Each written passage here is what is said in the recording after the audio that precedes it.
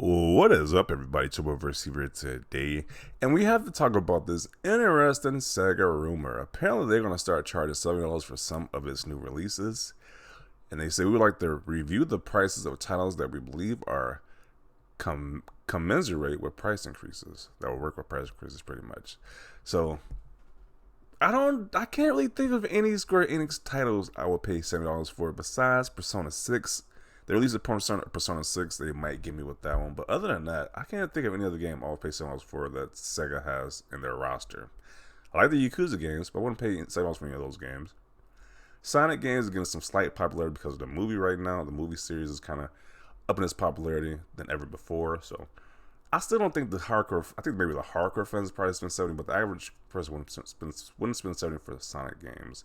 So I don't know what games I think they will charge $7 for. All I can think is Persona 6. That's all I was supposed to say $7 for. But there are other titles that I said no for me, dog. I'm not spending $7 for any Sega title at all. Like, these guys are definitely on drugs to think that people are gonna spend $7 for their games. Yeah, like, that's a trend. That's a popular trend that you guys should not be following. Just stop the cap, because you know how much these games are worth to people. Your games aren't at that level that you start 70. I'm like, sure, Nintendo get away with Zelda, maybe a Mario game, maybe a Pokemon game, but you guys, nah, you're not in that league yet.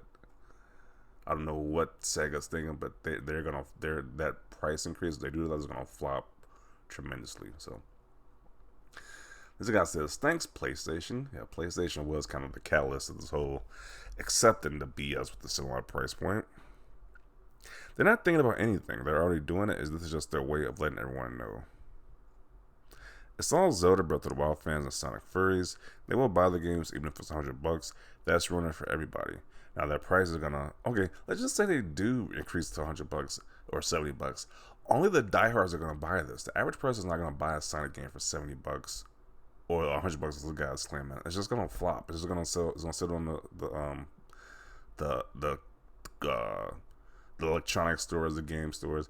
It's gonna sit on the shelf and nobody's gonna buy it for that price point. Next game is gonna have to have production values comparable to Rift Apart to justify a price tag that high. Sega, what inspired you to raise the price of your games to $70? Money is the answer there. In other words, how can we make more money? Yeah, they're gonna follow this whole trend of trying to increase their price for games, and it's gonna end up biting them in the butt. Because who's gonna pay that price point for these games? That the high price point for Sega games at that. Like, I remember probably back in, like, when they had consoles, they were relevant, but Sega isn't that big of a name anymore now. Like, sure, the Sonic movie did great, but like, yeah, I don't hold that same weight y'all did before in the past to charge that price point. It's like, I don't know. Apparently, they think otherwise. Apparently, because they're gonna charge the price point, they're gonna be really disappointed. $70. Rogue better be popping out the screen and giving me a lap dance. Apparently, jeez. I think that's one of the Sonic characters. You know, the Sonic community has a lot of weird people who follow that community. They call them furries or whatever. There's a lot of weird people in that Sonic community right there. Not all of them, but it's a big chunk of people who just a little on the weird side in that community. If they do, I'll wait until the price drops to something more appropriate. If $70 is too high of a high price, then just support indie games. They tend to be priced $4 or less. Or you can just look up for freeware or Steam and play Roblox. Both sounds like terrible decisions, to be honest.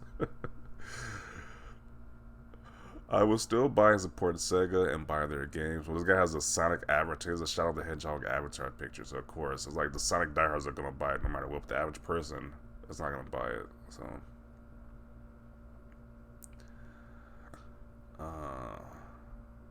you are not Tears of the Kingdom. Don't try that. Yeah, I think Zelda can definitely get away with that, but I don't know about a modern Sonic or Sega game that can do that. Yeah, like, they just gotta be real with themselves. Like, they're not the same caliber anymore as these other game companies are. Guess they saw Tears of the Kingdom and were like, yeah, let's do that. Yeah, obviously. Um, Maybe they should make a game that's actually worth $60 first. Like I said before, the only game I can actually see paying that price point for is probably the Persona series. And that's it. The rest of the games, nah.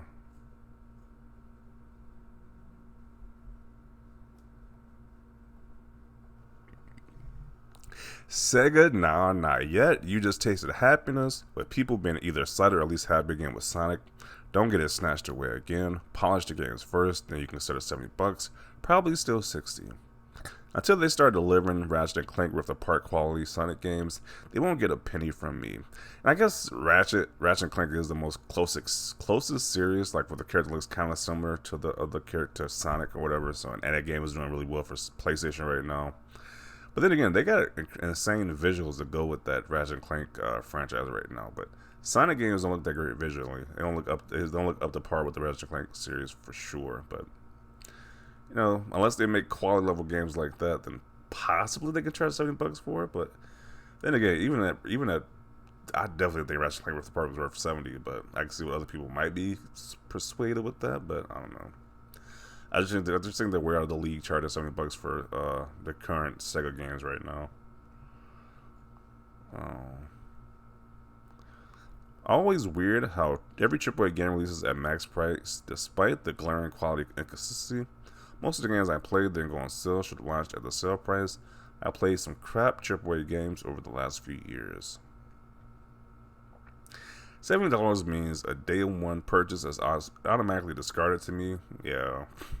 It's very little games I'm paying $70 for. And it's definitely not the Sega catalog, to be honest. This is why some of us were afraid Tears of the Kingdom being $70, because now everyone is about to copy them. Yeah. That's definitely the side effects of some of these big companies choosing to go with that price model, because everybody else thinks they can follow suit, and it's like it's not. You're not the same as these other companies, as like the Zelda, the Pokemon, I'll say even with Sony, the God of War franchise, or Spider-Man 2, you're not the same as those games. So, like, I think all these games should just be priced accordingly. To be honest, like, I don't know. I think it should just stay at 60.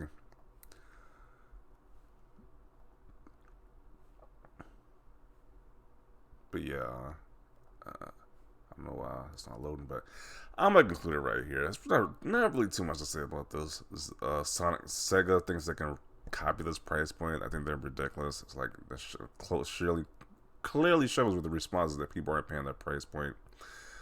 So I don't know. Don't they usually have like focus groups to say, hey, this is a good idea or not? I guess they didn't have one for this decision or this. It's not even a decision yet, but I guess they're.